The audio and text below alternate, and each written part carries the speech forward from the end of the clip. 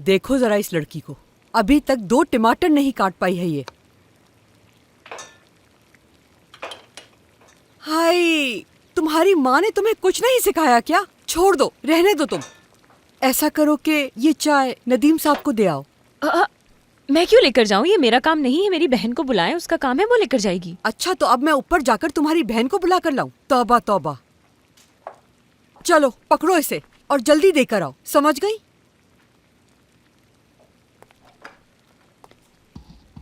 मेरी शक्ल क्या देख रही हो, जाओ ना।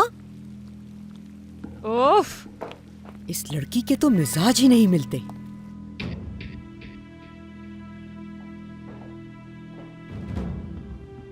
जैमरे कैसे बर्दाश्त करती है इसे? और कर भी क्या सकती है बेचारी। अगर मेरे जैसी अक्लमंद होती तो ये ना करना पड़ता। ऐसे क्या देख रहे हो? अगर कोई मुझे 50 लाख भी देना फिर भी शादी ना करूं तुमसे।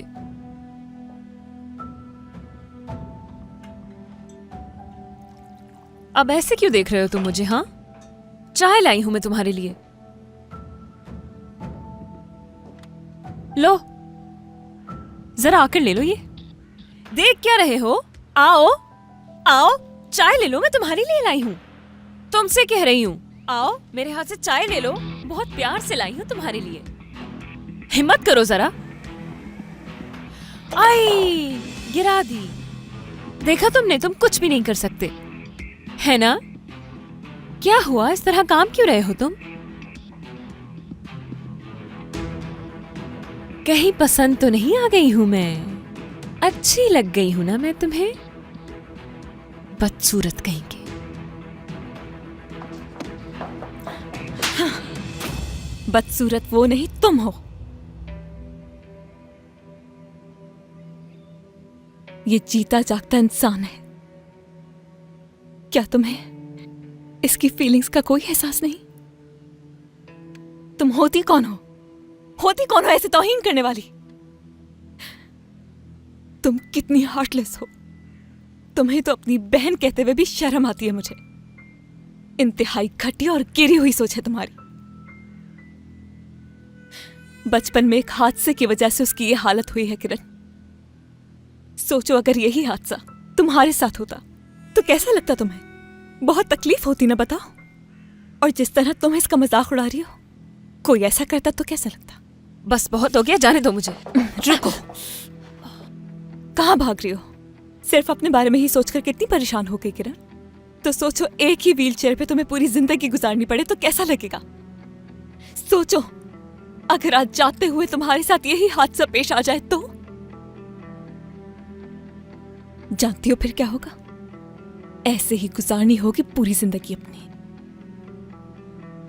अगर इसका ख्याल नहीं रख सकती तो इसे तकलीफ पहुंचाने का भी हक नहीं तुम्हें।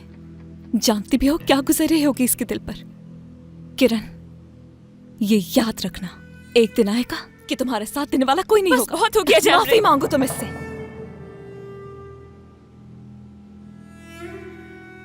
माफी मांगो किरण। अच्छा माफ कर दो, गलती हो गई।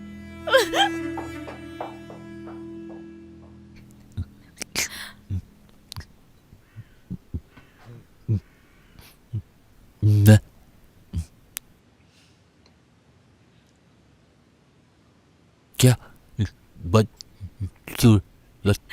नहीं,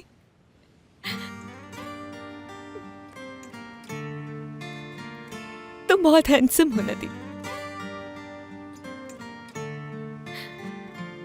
मैंने अपनी जिंदगी में तुम जैसा हैंडसम कहीं नहीं देखा।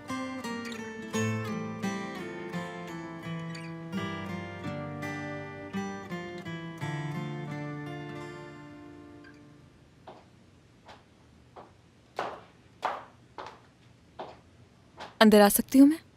हाँ हाँ, आ जाओ।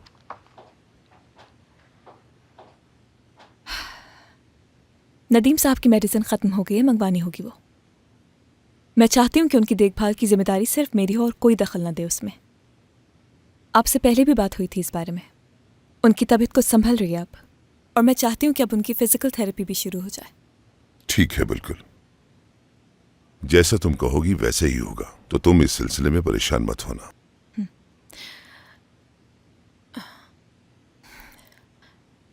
एक बात पूछनी थी। ये कैसे हुआ? क्या क्या पूछ रही हो? हादसा। जब वो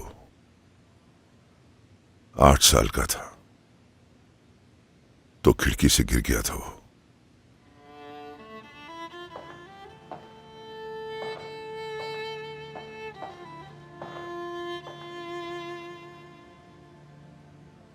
वो एक दिन अपने कमरे में खेल रहा था और कमरे में कोई मौजूद भी नहीं था उस वक्त। खुदा जाने उसके दिमाग में क्या आई कि वो खिड़की के पास चला गया। उसके बाद शोर की आवाज आई। शोर की आवाज सुनकर जब मैं नीचे पहुंचा तो रश लगा हुआ था। मेरा नदीम जमीन पर पड़ा था।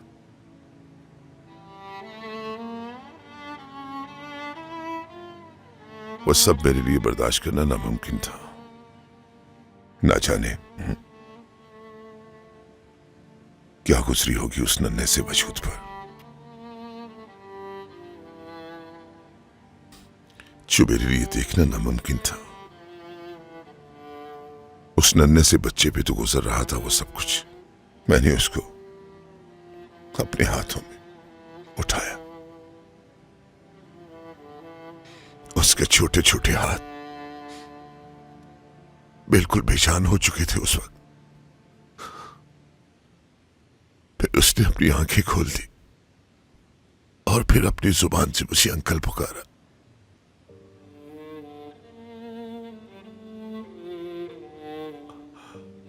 उस वक्त बस मुझे ऐसा महसूस हुआ जैसे उसने नहीं बल्कि मैंने छलांग लगा दी हो खिड़की से। और बाकी सब तुम्हारे सामने है जैसा है। उसके बाद से कभी ठीक नहीं हो सका वो।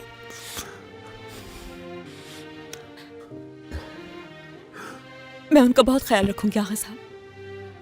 देखिएगा वो बिल्कुल ठीक हो जाएंगे।